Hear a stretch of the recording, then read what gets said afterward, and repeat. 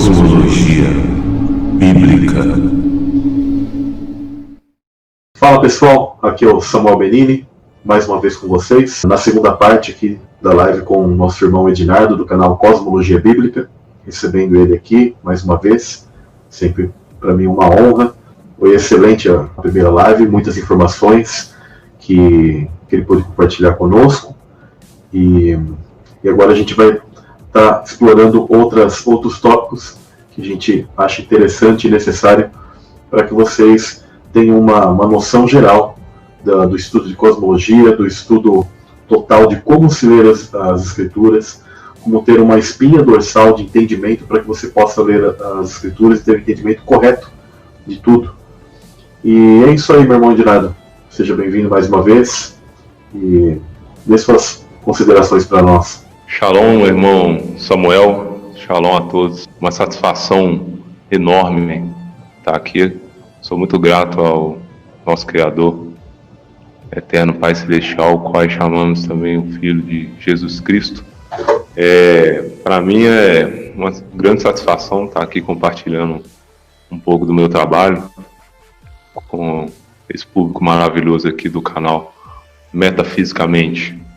Na última live, nós trouxemos alguns pontos aqui importantes, no qual nós vamos dar continuidade aqui agora, de chaves de entendimento, para que a gente possa, assim como Samuel comentou, de uma forma maestral, ter uma espinha dorsal de chave de entendimento das Escrituras Sagradas. Então, existem alguns pontos que a gente separou aqui para estar compartilhando com os irmãos, no qual esses pontos nós entendemos que são questões básicas que trazem um entendimento aí para a gente melhor das Escrituras, tendo em vista de que toda a cosmologia ela foi alterada propositalmente para trazer aí um engano final, que é o que nós vamos inclusive comentar nessa série de lives. Vamos falar sobre questões escatológicas, e um ponto de extrema importância é a questão do início aí das dores, né, de parto, no qual creio já iniciamos.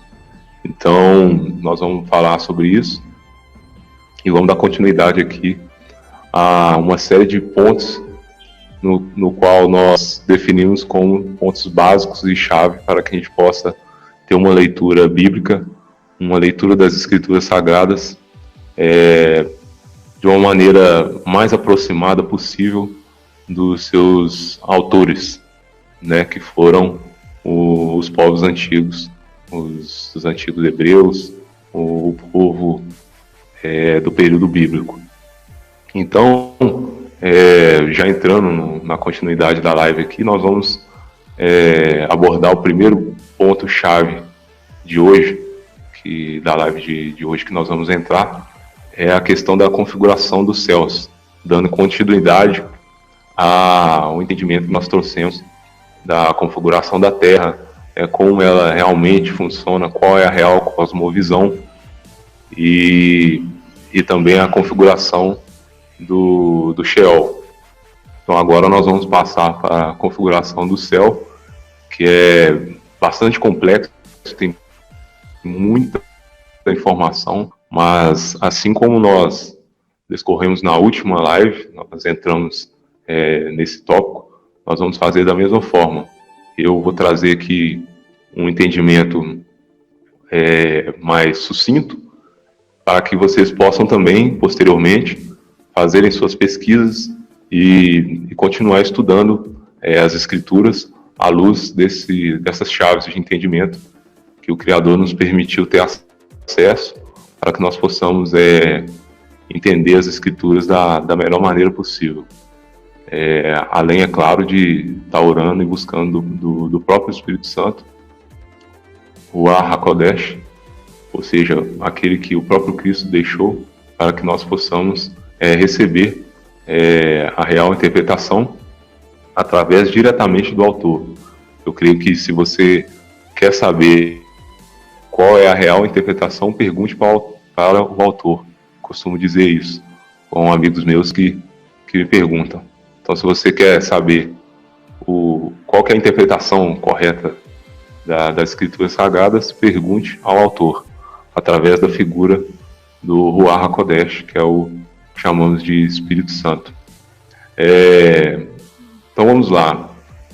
O primeiro ponto que a gente deve entender aqui dentro dessa configuração dos céus é que ele é sólido. Então, entrando nesse aspecto, eu gostaria até, antes de trazer aqui alguns documentos, falar que nós já tratamos isso no canal Cosmologia Bíblica, a respeito do que vai ser dito aqui, de uma maneira um pouco mais superficial, e lá no canal Cosmologia Bíblica nós já temos algum material que faz menção a esse estudo. Então, trazendo aqui para vocês esses documentos de extrema importância, eu gostaria de estar citando aqui o primeiro, que é um paper acadêmico de Westminster Theological Journal. Esse paper foi publicado em 1991 pelo Paul H. Seeley. Ele é um acadêmico da área astronômica. Vocês podem estar pesquisando posteriormente melhor sobre esse paper. Eu vou ler um trecho dele aqui e destacar um ponto que eu acho interessante, nós vamos comentar um pouco.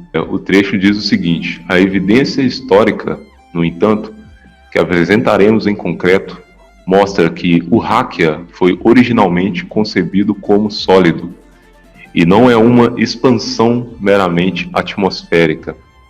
A evidência gramatical do Antigo Testamento, que examinaremos mais adiante, reflete e confirma essa concepção de solidez. Então, esse pequeno trecho aqui, que eu gostaria de estar comentando um pouco, é essa parte que ele fala, que mostra que o Rakia foi originalmente concebido como sólido. Então, essa questão, nós já tratamos nessa live. Povos antigos, antigas civilizações, sempre trataram o céu como sólido. Inclusive, próprias tribos indígenas, eles comentam que, num passado, outrora, o céu colapsou e pedaços gigantescos veio a cair sobre as pessoas, fazendo com que levasse alguns a fazer a passagem de planos, do plano físico para o plano espiritual. Isso você entende correlacionado a várias outras civilizações antigas. E eu gostaria de trazer esse entendimento aqui através desse journal, publicado em 1991 pelo Paul Seeley, que ele fala que o Rakia aqui é a palavra em hebraico, que consta no Gênesis, que ela vai apontar para aquilo que a gente chama de firmamento, ou algumas traduções vão trazer como a expansão, que é o que nós chamamos de céu. Até citado vários trechos das próprias escrituras, inclusive no Apocalipse também, onde João ele também vai citar. Jó também chega a falar sobre o espelho fundido. Então, esse é um documento acadêmico para aqueles que gostam, né, de documentos acadêmicos que foram publicados. Então, eu estou trazendo esse entendimento. O segundo documento é de um filósofo francês chamado Lucien Lévy-Bourgeois. Ele publicou esse paper acadêmico em março de 1939. Ele é nascido de abril de 1857, foi um estudioso francês treinado em filosofia e que também estudou a parte da antropologia, que seria o estudo do comportamento do ser humano, e teve também várias contribuições nos campos emergentes da sociologia e da etnologia. Seu principal estudo seu campo de estudo, no caso, ele envolvia a mentalidade primitiva. Então ele estudou bastante essas relações do conhecimento das antigas civilizações, né, no quais a gente comenta em alguns vídeos a respeito das civilizações africanas, dos povos aborígenes, dos antigos chineses, dos antigos babilônicos e entre outras civilizações antigas. Então ele traz um trecho. Gostaria de destacar 2 pontos nesse trecho e fazer alguns comentários para que vocês possam também posteriormente buscar mais informações sobre esse paper acadêmico, que ele diz assim: dentro da América do Norte, na crença indiana, a Terra é um disco circular, geralmente cercado por todos os lados pela água, e o céu é um hemisfério côncavo, sólido, descendo ao horizonte ao nível da Terra. Então, esse trecho desse paper acadêmico de Lucien Levy-Bruhl, eu gostaria de destacar esses 3 pontos. A primeira parte é que ele fala que a Terra é um disco circular. Se você for ler em Jó, isso é um entendimento antigo de como eles faziam um selo para poder fechar os rolos de pergaminho. Usava-se um barro de argila e usava-se o sinete, que era uma espécie de um carimbo. Ele tinha na sua base uma forma circular, na qual, quando ele apertava esse barro, fazendo o formato de um círculo. Então, as próprias escrituras corroboram com esse trecho. Um outro ponto aqui que ele comenta é que esse disco circular ele seria cercado por todos os lados pela água. Se você pegar em 2 Pedro 3,5, já estava isso lá também. Então Pedro, em sua carta, ele já advertia que a Terra ela vinha tendo sido criada por Deus por meio das águas, e no meio das águas ela subsiste. E desde o início eles ignoram isso. E um outro ponto aqui também é o céu é um hemisfério côncavo. Então, esse entendimento é, inclusive, corroborado também pela carta de João, que é a revelação de João, na verdade, né, que é o próprio Apocalipse, que fala que ele foi uma espécie de um mar de vidro. E, inclusive, até Ezequiel também, na sua visão, ele foi levado ao mesmo local. Então, esse trecho desse paper acadêmico do Dr. Lucien Levy-Bruhl traz essas 3 afirmações muito interessantes, e quem quiser pesquisar melhor sobre isso pode estar buscando informações na própria internet aí, de como você vai estar buscando melhor esse entendimento. E o terceiro documento aqui que eu gostaria de comentar antes de nós entrarmos no próprio livro de Enoch é o trecho do diário do almirante Richard Byrd, né, que foi da alta cúpula, né, encabeçou diversas expedições à chamada Antártida, né, que para eles até então era um continente. E lá eles fizeram diversos estudos, e nessas expedições eles descobriram muita coisa. E ele relatava em seus diários, e esse diário também é oficial do próprio governo americano. Vocês também conseguem ter acesso. Não sei se encontra em português, já deve ter, né, tradução, né, desse diário do almirante Richard Byrd, que diz assim: ficou surpreso com o fato de seus aviões, aqui no caso Richard Byrd, né, ficou surpreso com o fato de seus aviões desaparecerem muito rapidamente.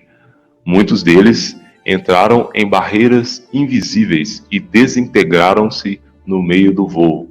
Isto é, uma indicação de que os alemães já aperfeiçoaram o escudo do campo de força e estavam em funcionamento em torno do canto alemão no norte do Líbano. Então, esse trecho aqui, inclusive, ele está relatando da forma que eles tinham o entendimento. A Antártica seria um continente, e como os Estados Unidos estavam em contexto de guerrilha, ele acabou se confundindo e pensou que ali seria uma tecnologia que os próprios alemães utilizaram ali para poder derrotar os exércitos, o exército americano. E ele relata nesse documento que ele viu seus aviões, né, voando e se desintegrando no céu em barreiras invisíveis. É bem típico de questões cinematográficas, né, de hollywoodianas. Então ele viu ali isso relatado em documentos oficiais da Marinha Americana. Ele colocou lá e viu esses aviões sendo desintegrados no ar.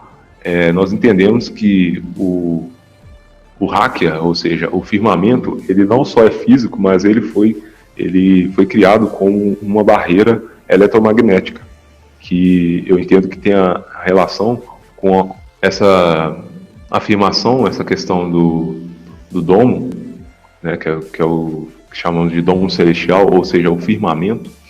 Ele foi criado através da própria palavra do Criador, a própria palavra de Deus. Ele é um fenômeno que nós chamamos de sonoluminescência.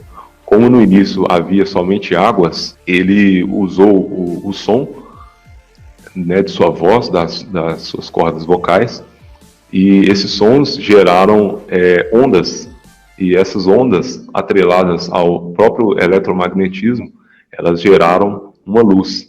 Então, quando Deus fez isso, gerou um campo, o que chamamos de campo eletromagnético, que fez a chamada expansão, ou seja, isso expandiu uma espécie de uma bolha gigantesca que elevou-se às águas, separando as águas de cima das águas de baixo do firmamento. Essa é a real interpretação do segundo dia, se não me engano, né, quando Deus criou o firmamento.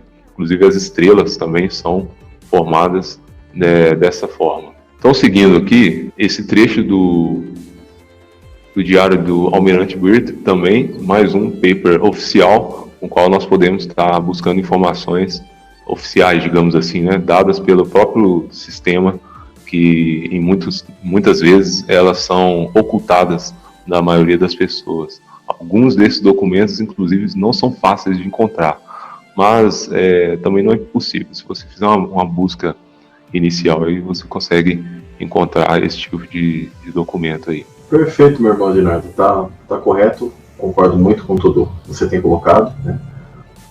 E sim, eles criam que eles tinham contatos com um tipo de tecnologia que eles sabiam que ali estava, né, que está relacionado com certeza a anjos caídos. Muitos filmes eles fazem referência a esse tipo de ideia, como por exemplo o filme chamado, creio que é A Tumba do Diabo, em que eles mostram corpos de Grace, né, congelados nessa região, e dão a entender que são Nephilims, ou seja, seres caídos, né? Segundo os relatos do Almirante Byrd, ele diz que os aviões eles se desintegraram numa espécie de campo eletromagnético, que a gente percebe que pode ter relação, sim, por estar mais próximo da cúpula da Terra, um campo local que Deus mesmo ele colocou de proteção para que as pessoas não prossigam além desses limites, né, da Terra Antiga. Eu entendo que a Terra é muito maior, e aquilo que chamamos de Antártida, existam regiões, inclusive, além, mas que estão debaixo de muito gelo, né, e de condições extremas para que o homem não acesse fora esses campos eletromagnéticos. No caso, o Almirante Byrd ele interpretou dessa maneira, né, mas eu creio que já são proteções naturais que Deus mesmo ele coloca ali para que o ser humano realmente ele não vá além daquilo que Deus colocou como limites da Terra. Aqui, pessoal, tem uma citação, tá, de uma enciclopédia católica, em que ela menciona sobre a palavra firmamento. Esses dias eu vi que, se eu não estou equivocado, agora eu não lembro o nome da revista, mas ela está tentando fazer uma citação de que aquilo que as pessoas têm chamado de firmamento, né, esse conceito, que ele foi um conceito de uma tradução errada de Jerônimo, etc. Mas não. Tá? A realidade é que, na própria enciclopédia católica, ela menciona o seguinte: a noção de que o céu era uma vasta cúpula sólida parece ter sido comum entre os povos antigos, cujas ideias e cosmologias chegaram até nós. Assim, os egípcios conceberam o céu como um teto, como de ferro arqueado, do qual as estrelas eram suspensas. Da mesma forma que a mente dos babilônios, os céus, eles eram como uma imensa cúpula, forjada pelo tipo de metal mais duro que a mão de Merodach, ou Marduk, poderia forjar, e apoiada em uma parede ao redor da Terra. De acordo com a noção predominante entre gregos e romanos, o céu era como um grande cofre de cristal, ao qual as estrelas fixas estavam ligadas, embora por alguns fosse considerado semelhante a ferro ou bronze. O fato de os hebreus terem ideias semelhantes aparece em numerosas passagens bíblicas, como no relato da criação, Gênesis 1, que o irmão Ednardo leu aqui e já elucidou bastante coisas para nós, né? Então, pessoal, isso aqui sempre foi um conceito dos povos antigos, e isso não os faz de menos sabedoria, né? Muitas pessoas dizem que a Bíblia não é um livro científico, mas pelo contrário, ela é um livro que traz muita ciência e muito conhecimento. E entre a sabedoria antiga, entre a sabedoria bíblica e entre essa pseudociência que nos colocam hoje, é obviamente que eu vou ficar com aquilo que a Escritura diz, né? O verso de Jó 37:18 diz: pode ajudá-lo a estender os céus duros como espelho fundido. Algumas traduções trazem espelho de bronze. E a palavra no hebraico, inclusive, fundida, é muito interessante. É a 3332, yatzak, que significa moldar, fluir, derramar, é forjar. Como quando colocamos um metal e ele é derretido e você faz uma forja, uma fundição, para que ele, para você poder moldá-lo. Isso é muito interessante. Tá? Isso tem tudo a ver com a palavra martelar, né? Bater, que Deus ele moldou realmente esse céu firme. E isso não é uma linguagem poética, mas é uma linguagem realmente de entendimento hebraico literal. Então não cabe dúvidas disso. Quem não concordar com isso, que peguem as páginas da Bíblia e rasguem essa para que se acople a sua cosmologia pseudocientífica que nos propõe até hoje. Vale, pode continuar, meu irmão Ednardo. Sim, é muito interessante isso tudo que você trouxe, e eu tenho plenamente convicção nesse entendimento, inclusive falando, só para complementar um pouco do entendimento que o Criador tem me permitido chegar, é de que muitas dessas questões que são colocadas através dessas cosmovisões deturpadas, inclusive das próprias civilizações antigas, eu entendo que isso são interferências dos seres das hostes caídas. Então, ao longo de toda a história da humanidade, nós conseguimos capturar interferência desses seres. E nisso nós vamos estar comentando melhor nos próximos pontos, que também são pontos chaves de entendimento para que a gente possa conseguir ler as escrituras e saber o que de fato é a verdade, né? A gente vai tentar utilizar dessas lives como se fosse uma espécie de uma ferramenta para ajudar a retirar a escama dos olhos das pessoas que as ouvirem, né? Que nós estamos trazendo algumas informações, de fato destravam a mente da pessoa, e assim como foi comigo, acredito que foi com o meu irmão, e assim é tal qual com muita gente que tem acesso a essas informações que de fato foram ocultadas durante muitos anos.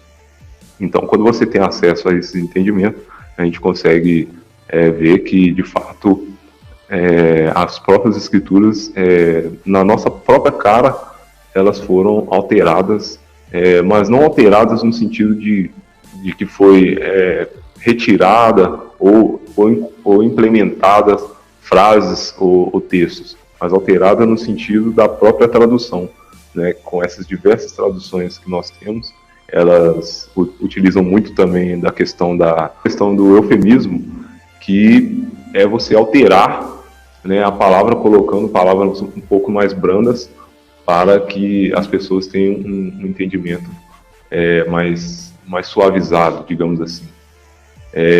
Não que eu entenda que as escrituras deveriam não utilizar de eufemismo.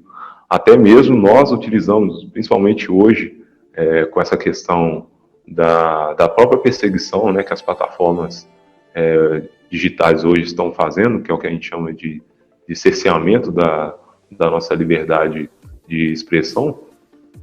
Então, a gente acaba tendo que readaptar a nossa própria fala para poder conseguir ter um alcance maior aí das pessoas. Então, isso acaba sendo um pouco taxativo nesse ponto, mas eu creio que as escrituras, quando você busca pela sua essência original, você consegue ter um entendimento mais sólido.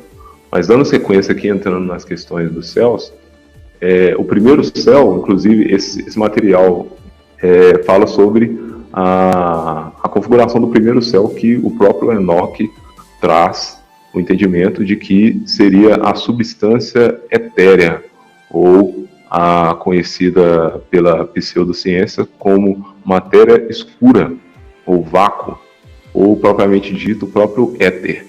Então, essa substância etérea, né, que chamamos, é onde eles dizem que uma grande porcentagem, se eu não me engano, mais de 90% de todo o universo, ele é baseado nessa tal matéria escura. E o próprio livro de Enoque cita, né, essa substância etérea. O que seria isso? Quando eles falam substância etérea, é quando eles não conseguem identificar qual substância química é essa. A pseudociência denota essa nomenclatura, chamando de substância etérea, que é o que alguns, inclusive as agências espaciais, alguns cientistas atuais chamam de vácuo. Algo interessante, está comentando também sobre o vácuo, ele não reside na natureza. Então, ou seja, a natureza não aceita ambiente de vácuo.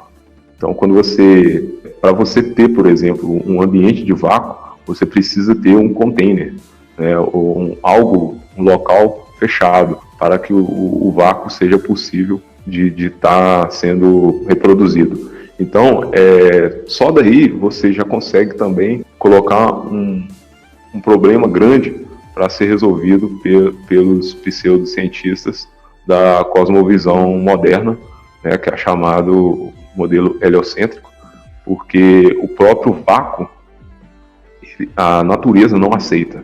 Então você tem questões aí que eles colocam, né, tudo na conta da gravidade, mas nós entendemos que não é bem assim.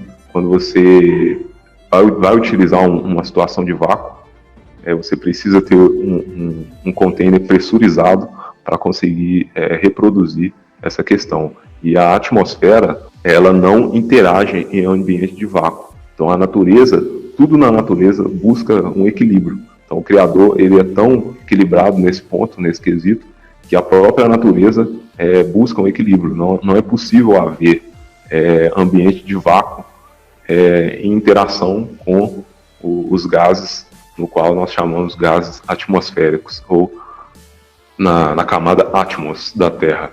Essa seria algo pontual, né, superficial do primeiro céu, e é onde também está localizado os depósitos das neves. Algo interessante também de comentar sobre o que o próprio experimento do Dr. Masaru Emoto, ele nos traz esse entendimento de como a água, ela tem esse comportamento de alterar de acordo com a frequência da onda.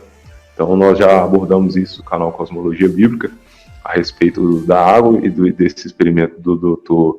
Masaru Emoto, que é através do som, fazendo essa alteração nas moléculas da água. Que a água, ela tem essa propriedade, que seria uma espécie de uma memória RAM. Ela consegue memorizar a onda que passou através das suas moléculas. Então a água, ela tem essa atribuição muito interessante, que você consegue constatar, inclusive nesses experimentos do Dr. Masaru Emoto. O irmão Ednardo comentou sobre o éter, pessoal. O éter, ele era conhecido como uma substância para os filósofos e naturalistas, em que os físicos acreditavam que existia em todo o universo, só que sem massa e volume, e, segundo eles, indetectável, pois ela não provocaria atrito, né? Esse éter não provocaria atrito. E é interessante, né, Hoje eles dizem que o éter não existe, mas nós sabemos que sim, ele é real e ele faz parte daquilo que é chamado do mundo espiritual, o mundo etérico. E olha que interessante isso, né? Nós sabemos que o espírito ele está ligado a isso, ligado a essa questão elétrica ou etérica. E na alquimia, o álcool ele é usado para extrair a essência da alma de uma entidade. Assim era entendido pelos ocultistas. Então eles dizem que daí o seu uso na extração de essências para óleos, esterilização de instrumentos médicos, etc. É interessante que é por isso que as pessoas que consomem quantidades excessivas de álcool, muitas vezes elas se apagam, não lembrando o que aconteceu. Segundo se entende, quando uma pessoa está bêbada, a carne ela se manifesta e não o espírito. Porque isso viria a fazer com que o seu espírito, ele de certa maneira, através do álcool, ele ficasse menos energizado e apagado. Isso é bem interessante, né? Esse é o tipo de conceito. Apenas uma curiosidade, assim, para ligar com essa questão do éter que você comentou aí, viu? Excelente, tá? Vamos para o segundo céu, então.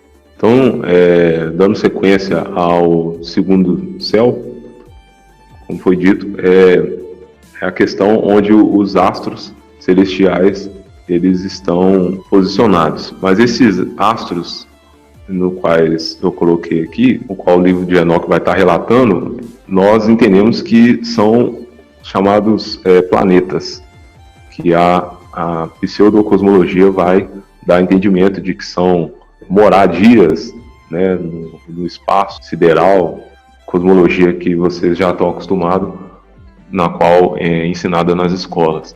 Porém, os planetas, nós entendemos que também são estrelas, só que da forma que os antigos entendiam, que era uma questão de estrelas errantes, ou seja, estrelas que estão em desacordo com a ordem do próprio Criador. Então, existe uma ordem geral para todas as estrelas. Se você for pesquisar sobre isso, todas as estrelas elas seguem o seu caminho, e desde o dilúvio, né, elas não se alteram.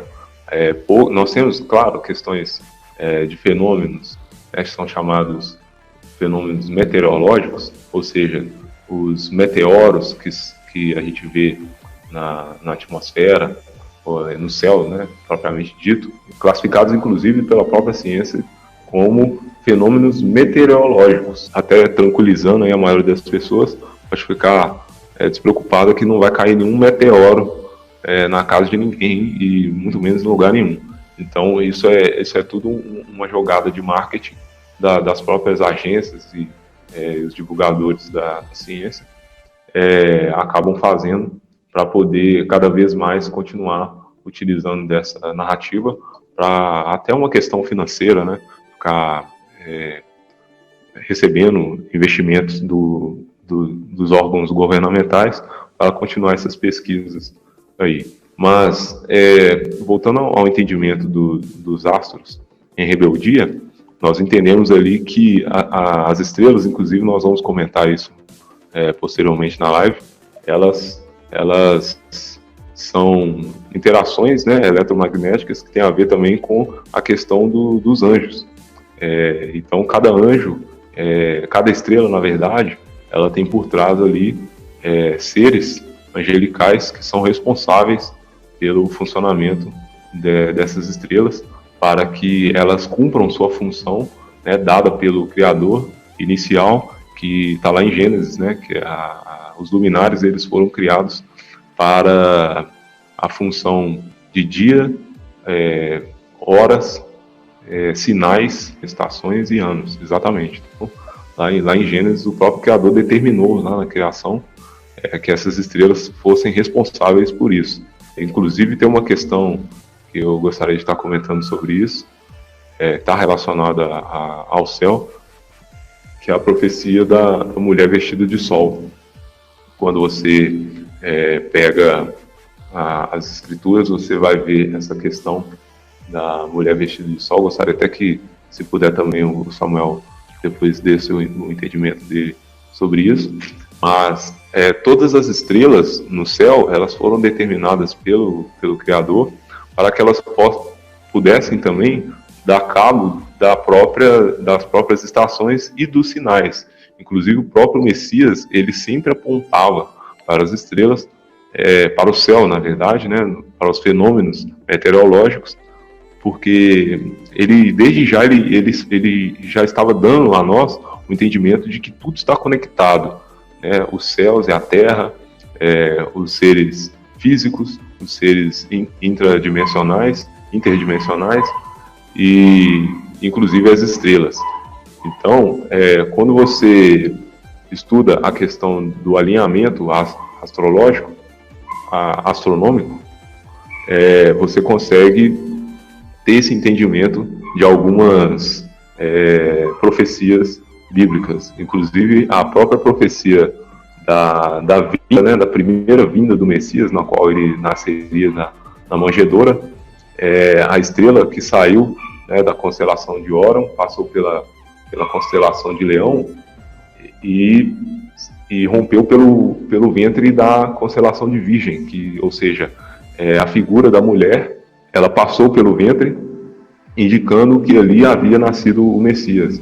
Inclusive, os 3 reis magos, que a gente entende como 3, mas que as próprias escrituras não relatam exatamente se eram 3 ou não, mas a gente entende que é 3, eles já sabiam dessa profecia, e ali eles conseguiram ver que o próprio Messias já havia nascido na manjedoura, e eles foram levar os presentes, que era ouro, incenso e mirra. Exatamente. Questões energéticas. Sim, exatamente. Então, e tudo isso está conectado com a questão astronômica, digamos assim, do posicionamento dos astros, no qual posteriormente nós vamos trazer mais estudos. Então, se você quiser comentar alguma coisa a respeito disso aí, irmão? Perfeito. Sobre o Apocalipse 12, né? A escritura ela faz o seguinte: ela traz informações para as pessoas.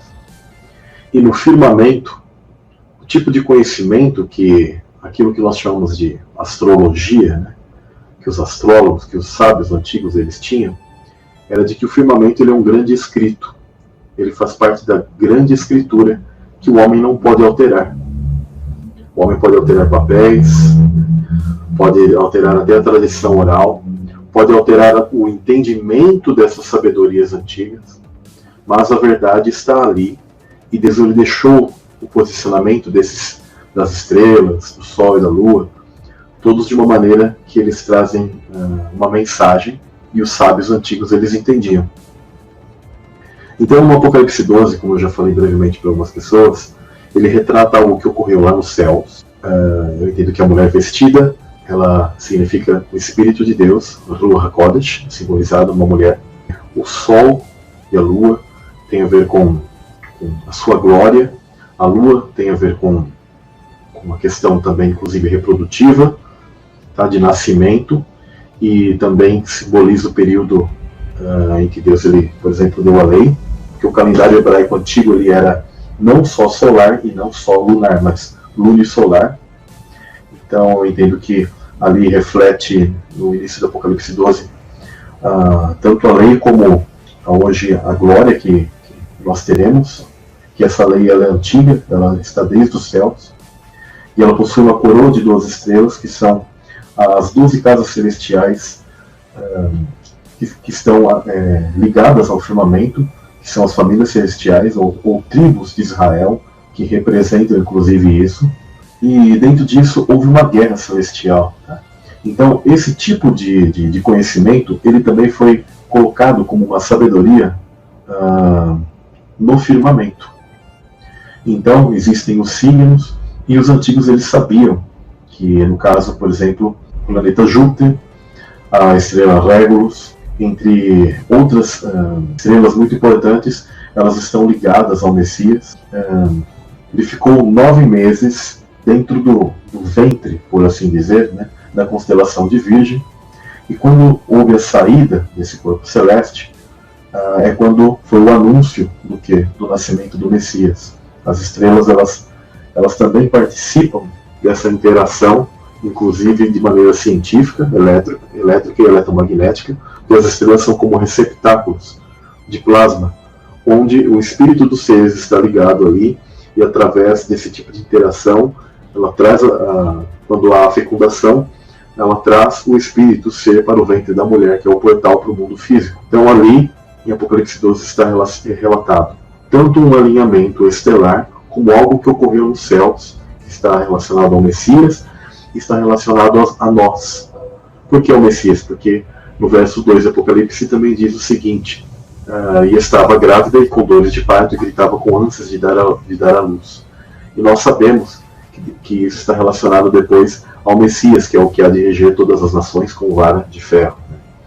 Então, o firmamento, ele é um grande livro que os sábios eles compreendiam, por isso que esses homens que tinham sido instruídos desse tipo de conhecimento, eles foram lá para ver o Messias, né, para avistar para contemplar o nascimento do Messias. Tá?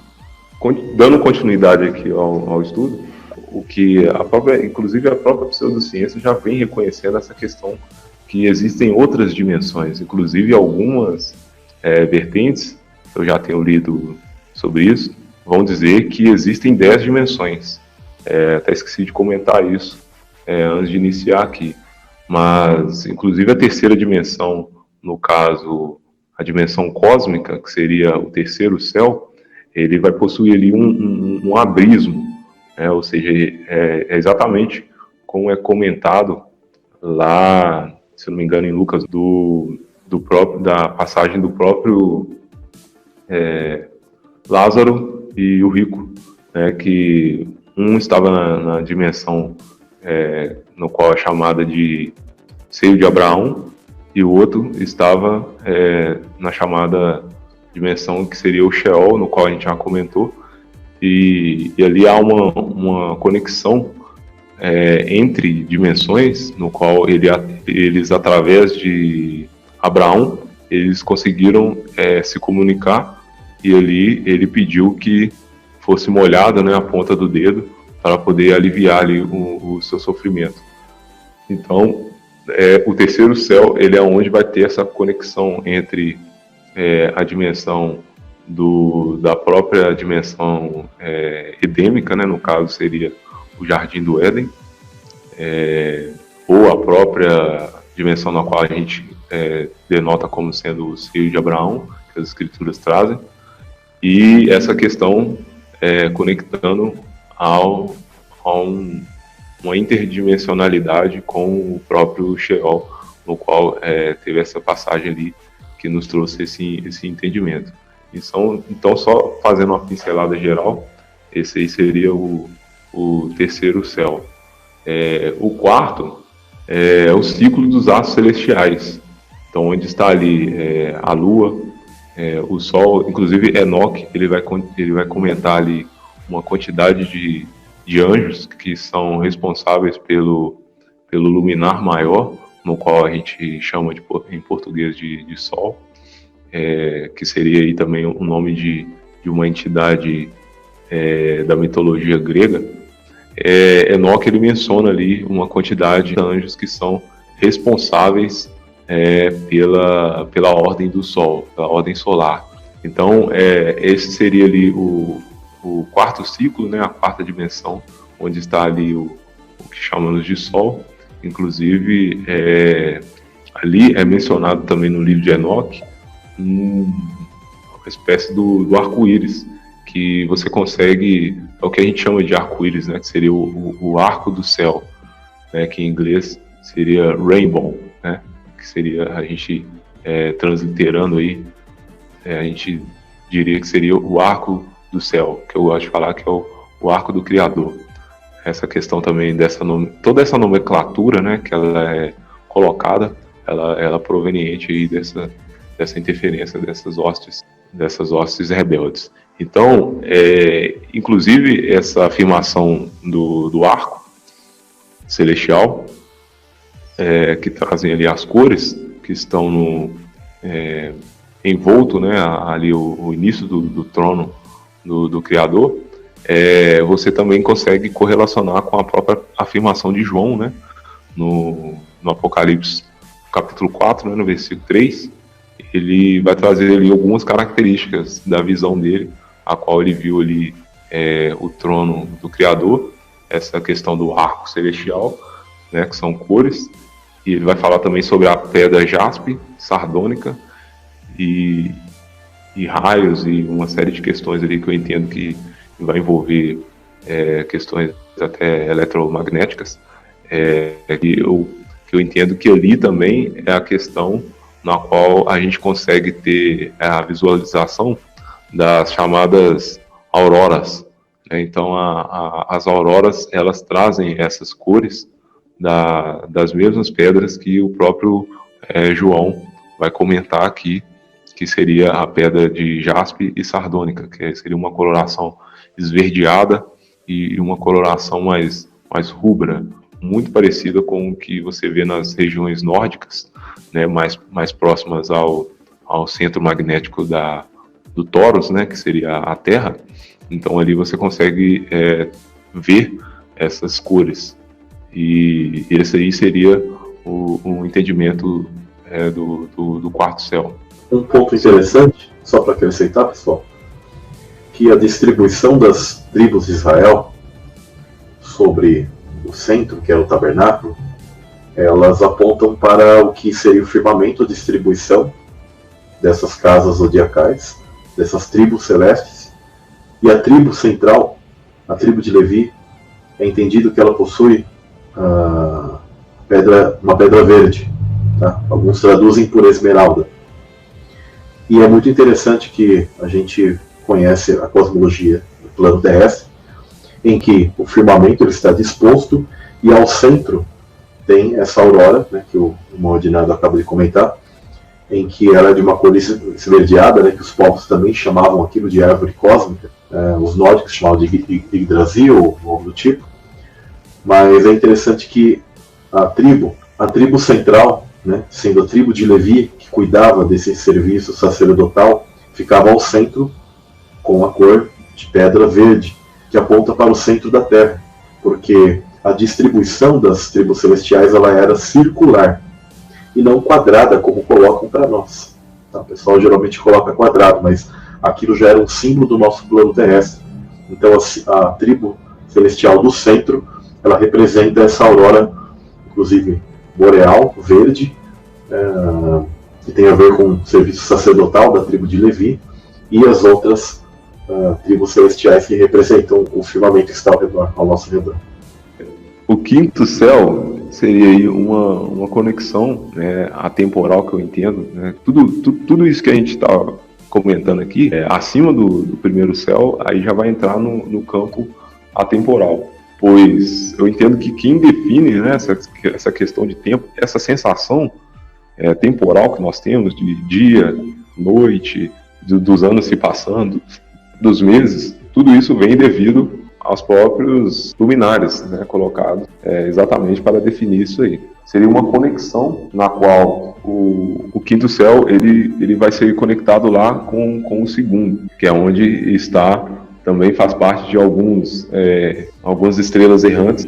Elas vão traçar ali um caminho sobre o plano terrestre de uma forma diferente das estrelas. Quando você vai estudar, tendo o entendimento da cosmovisão hebraica, você consegue ver que o próprio chamado planeta Marte, ele tem acesso a várias dessas conexões. Então, a viagem que ele faz, de forma elíptica, digamos assim, né, o que a pseudocosmologia vai trazer como órbita, né? Mas nós sabemos que a órbita ela não funciona exatamente da forma que é colocada pela ciência, que eles colocam uma questão atrelada à própria gravidade, né, do centro do Sol. Então eles seguem essa órbita de acordo com o Sol. Entendo que o Sol ele influencia, sim, ele tem uma influência sobre esses astros. Eles traçam um campo diferente, né? Vou chamar de elíptica para melhorar o entendimento dessa órbita. Então eles traçam uma elíptica independente. Então, se você pegar aí os chamados 9 planetas, né? Mercúrio, Vênus, Marte. A Terra não entra porque a Terra ela seria um reino.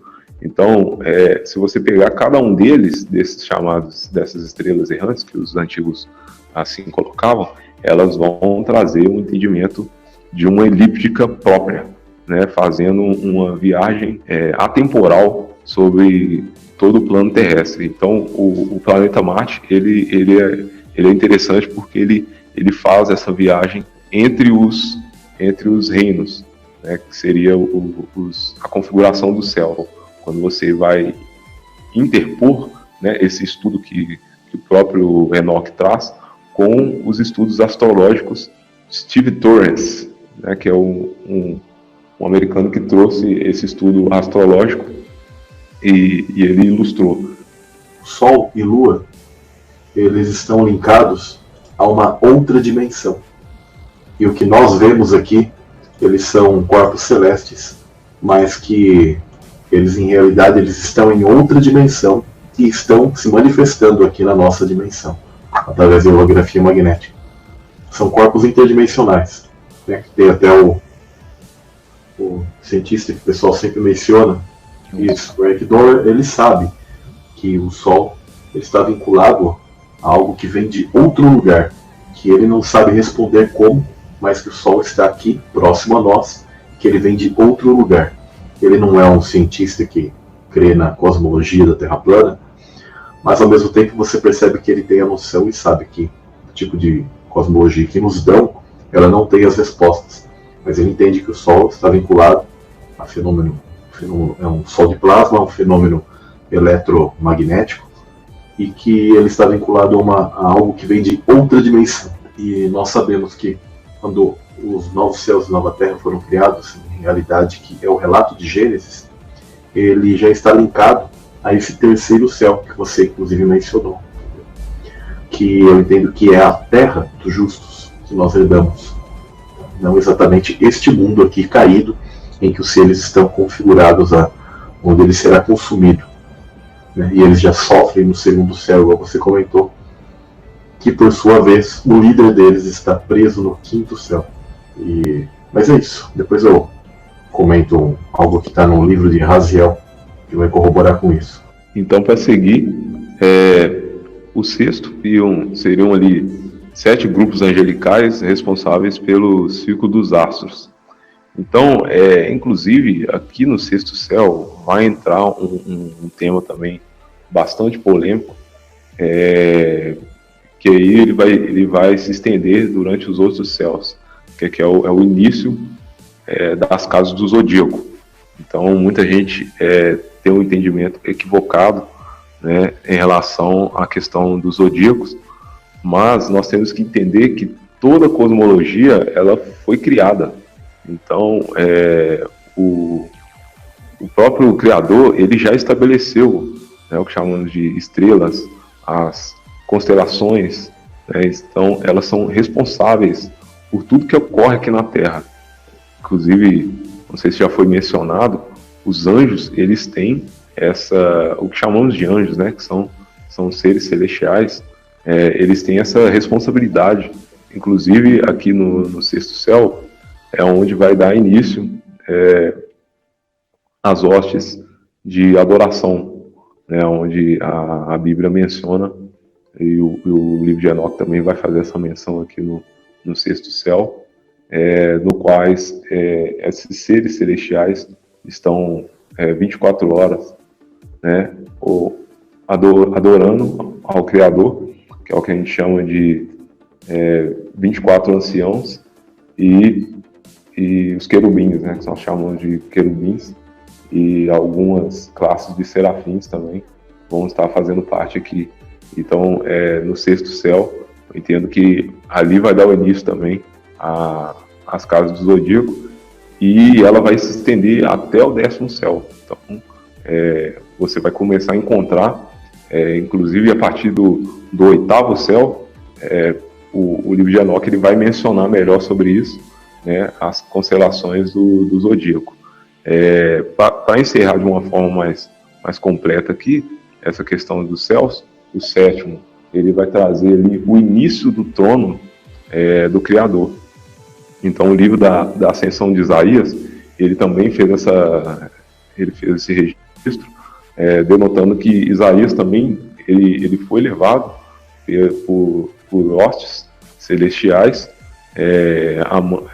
amando do Criador, né, que vai trazer esse relato, no qual ele também teve acesso a essas dimensões, e no sétimo céu ele também teve acesso ali ao início da onde o trono do Criador ele vai fazer uma conexão interdimensional, que ela vai se iniciar no sétimo céu e vai até o 10º.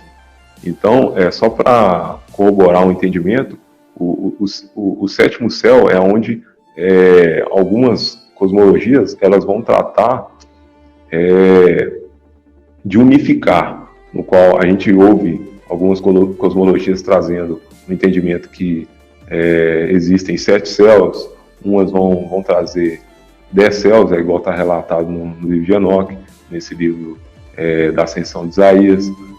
Você vai encontrar também cosmologias que vão falar a respeito de 3 céus, que na realidade são os mesmos 10, só que divididos de maneira diferente, que é igual o próprio Paulo menciona.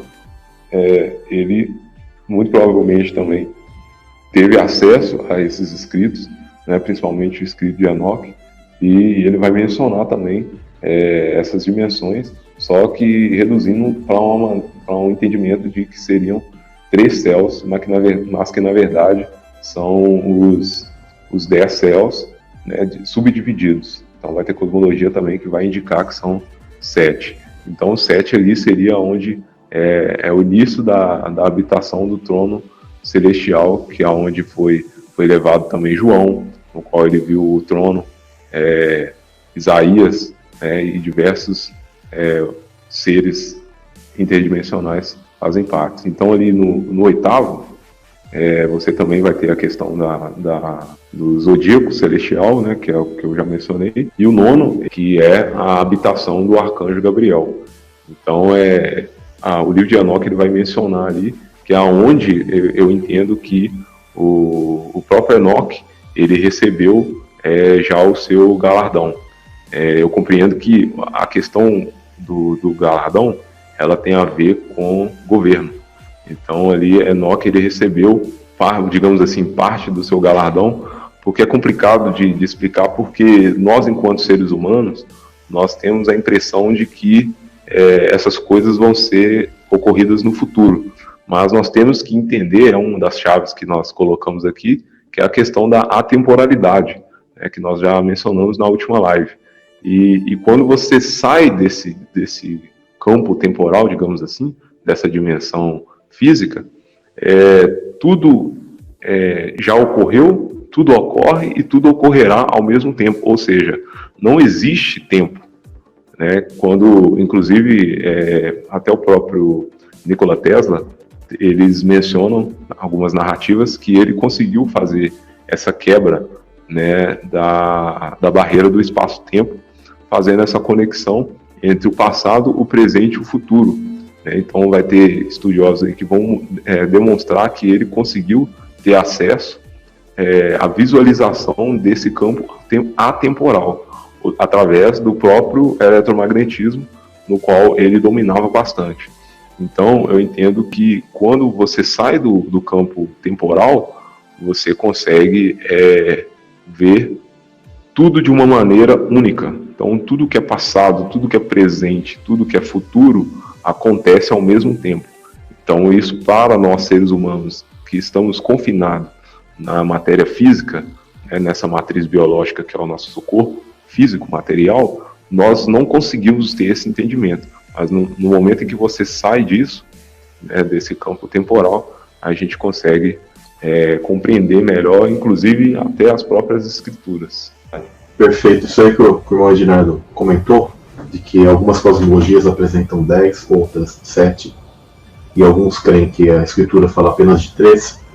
Na verdade, é como ele disse, estão falando de todos os céus, e às vezes traz de uma maneira mais reduzida como tudo isso ocorreu.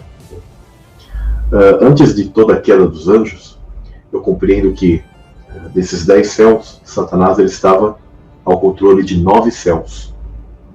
Após a queda dos anjos, esse controle foi dado a Azazel. E após Azazel entrar em conflito, os céus eles caíram para 7, foi dividido numa hierarquia um pouco menor, e houve um outro conflito entre Samiasa e Miguel, e isso tudo segundo o livro de Raziel. Tá? O livro de Raziel é uma literatura hebraica muito importante para a gente ter todo esse entendimento de cosmologia. E então ficou configurado aparentemente em 7, e há outros 3 céus que estão agora muito mais com seres mais elevados ali, com Deus, com o Eterno, com o Pai. E Cristo está sobre todos eles. Tá? E o quinto céu ele sempre ficou relacionado a Samael. Isso segundo o livro de Raziel. Que é interessante que o próprio livro de Enoque também o relaciona com Satanaí, colocado assim, que nós sabemos que é Satanás. E isso é bem interessante. Tá? Então, eu só estou trazendo rapidamente um resumo do que o livro de Raziel comenta, para a gente ter uma noção de todas essas questões, tá bom? Seguindo para a próxima chave de entendimento, comentar aqui a respeito dos segredos da Antártica. Essa região da Terra, vamos colocar assim, porque a Antártica não seria um continente, mas como que essa região terrestre, ela traz ali segredos que estão ocultos, né, da maioria da população. Que nós temos mapas antigos que relatam ali a presença de animais diferentes da fauna atual que nós conhecemos. Então ali você vai ter animais que os antigos entendimentos, os antigos traziam o entendimento de quimeras, minotauros. Então você, inclusive em vários mapas, nós conseguimos ali avistar desenhos de seres, né, de animais diferentes dos quais nós estamos acostumados aí.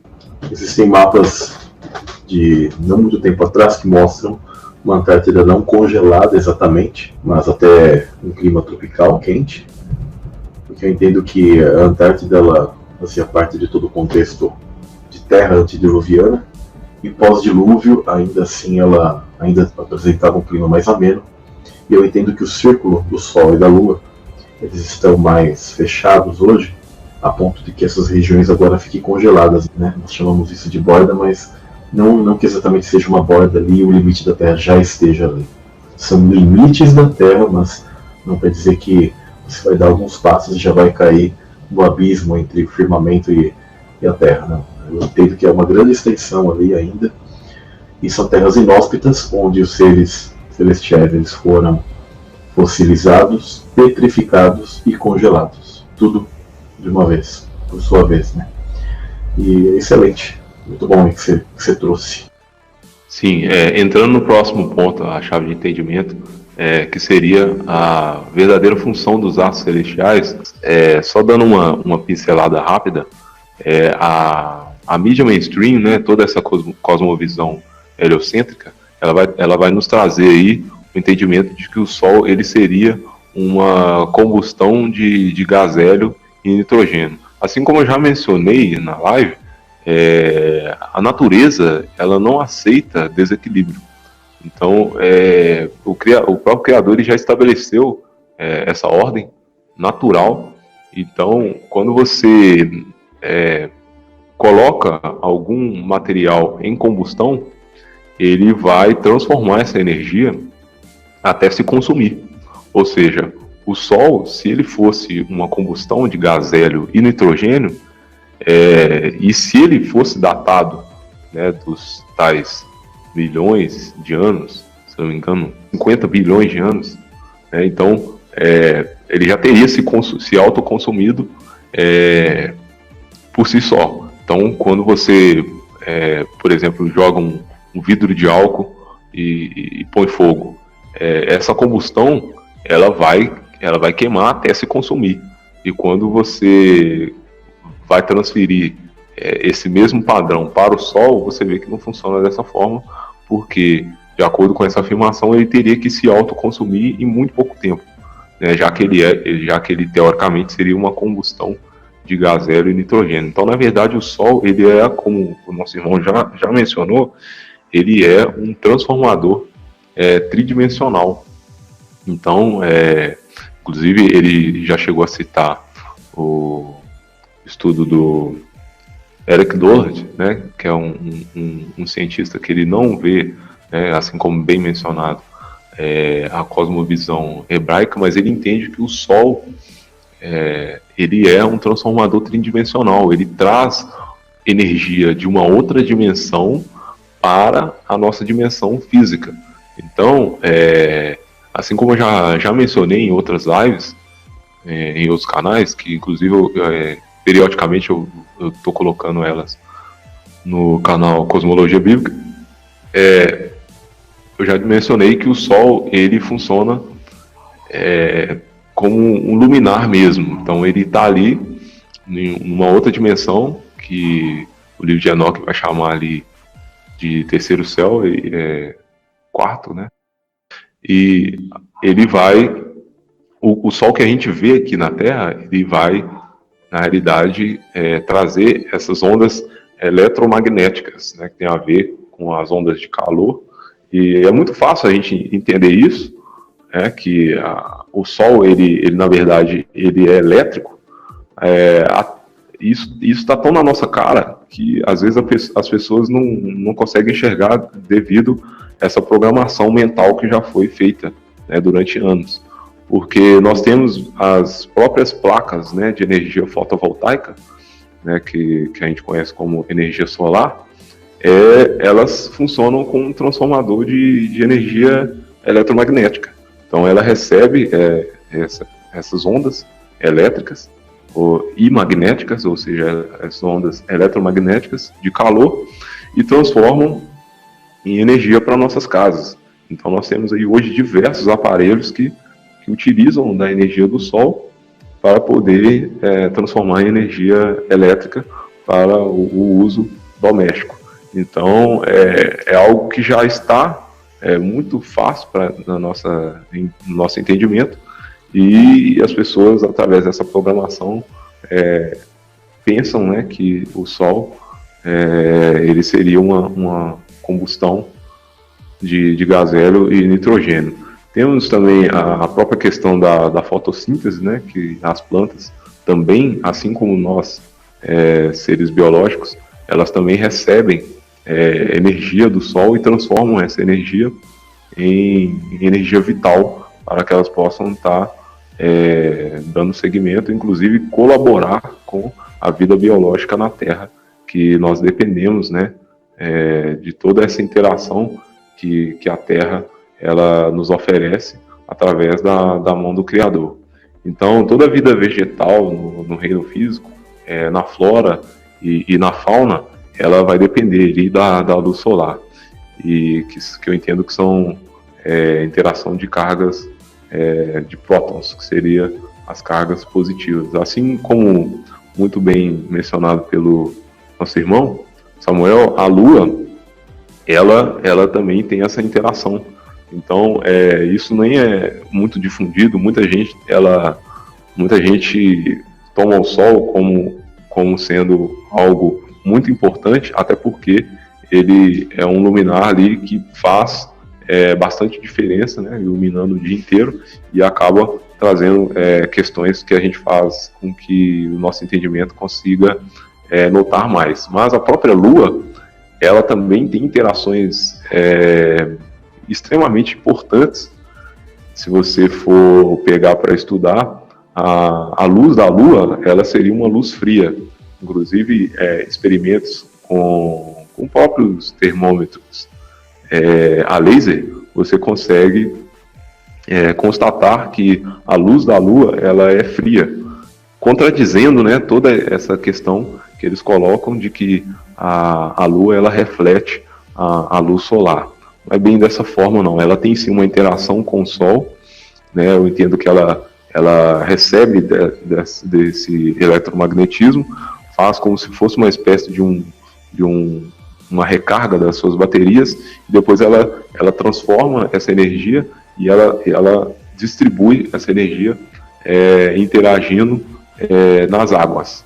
Então isso também traz ao entendimento o porquê das mulheres, né, sofrerem bastante interação, principalmente na questão do nascimento dos bebês, né, na questão hormonal e toda essa questão que vai ter a ver também com o período gestacional, não só das mulheres, mas também dos animais. Inclusive, criadores de animais, eles utilizam, né, do calendário lunar para poder fazer ali a seleção natural, digamos assim, né, de uma forma natural, do sexo e de até características físicas dos animais. E, inclusive, gostaria de fechar aqui para que a gente entenda esse entendimento, lendo o próprio livro de Gênesis, né, capítulo 1, versículo 14, que traz esse entendimento de que qual que é a função dos luminares. Então, o próprio Deus já estabeleceu isso. Colocou aqui, haja luminares no firmamento do céu, a fim de separar o dia da noite, e sirvam eles de sinais para definir as estações, dias e anos. Ou seja, os luminares, eles têm aí uma definição de separar aí as próprias estações, né, as 4 estações, os dias e os anos. Ou seja, fora desse questão atemporal, nós entendemos que não existe tempo, porque o luminar, os luminares, eles não estão estabelecidos fora do que a gente chama de firmamento. Então, é isso aí, meu irmão. Você quer completar alguma coisa sobre essa chave de entendimento? Perfeito, meu irmão, Dinâmico, que você colocou aí, 100% de acordo. E algumas pessoas até podem perguntar, mas esses corpos celestes, eles também influenciam nos nascimentos, etc. Até que ponto? Se a Escritura menciona aparentemente sinais, tempos, etc. Esses tempos são onde eles estão relacionados a essa interação, né? A lua age como um painel fotovoltaico, absorve toda essa energia solar, como se ela estivesse recarregando e descarregando, mas todos esses corpos celestes, eles têm interação com o nosso meio, e é nessa interação de meio em que os tempos estão determinados, e por isso, por exemplo, as mulheres narram que nas fases de lua, eu tenho uma tia que ela sempre acerta o nascimento dos meus primos, etc. Toda vez ela fala, você já tem tantos meses na mudança de fase da lua, quando ele vai nascer. E ela sempre acerta. Por quê? Porque ela conhece esse tipo de questão da interação da lua, e como o irmão Ednardo mencionou, há criadores de animais que também conhecem essa questão do calendário lunar em relação à reprodução, né? E ao nascimento, ou seja, ao tempo de cada coisa. Então está tudo relacionado. A cosmologia bíblica e universal ali, né? Ela possui um fractal lindo e divino, que o Criador ele colocou todos os planos, todas as coisas no seu momento certo, no seu devido tempo. E uma honra ter recebido você aqui. É sempre um conteúdo bem interessante, no mesmo viés do canal, tá? Então agradeço muito, meu irmão Ednardo, dê suas considerações finais pra gente, e seja sempre bem-vindo aqui no canal para uma próxima aí, tá bom? A gente já fica aberto aí, fica dado o convite. Então, gostaria de agradecer muito, muito mesmo ao irmão Samuel Benini, né? E convidar os irmãos que, assim como ele já indicou, convidar os irmãos que vão ao canal Cosmologia Bíblica, assistam os vídeos, comentem, né? É muito importante a questão dos comentários, que até ajuda a gente a crescer em conhecimento, que a gente vai buscar as respostas, né, para as dúvidas de cada um, e até a próxima live. Perfeito. Então, pessoal, fiquem na paz do Eterno e tenham um bom dia, boa tarde, boa noite, seja lá a hora que as pessoas estiverem assistindo esse material. Uma honra ter vocês aqui, uma honra ter meu irmão Ednardo, e o Eterno vos abençoe grandemente no nome de Jesus Cristo, Yeshua HaMashiach.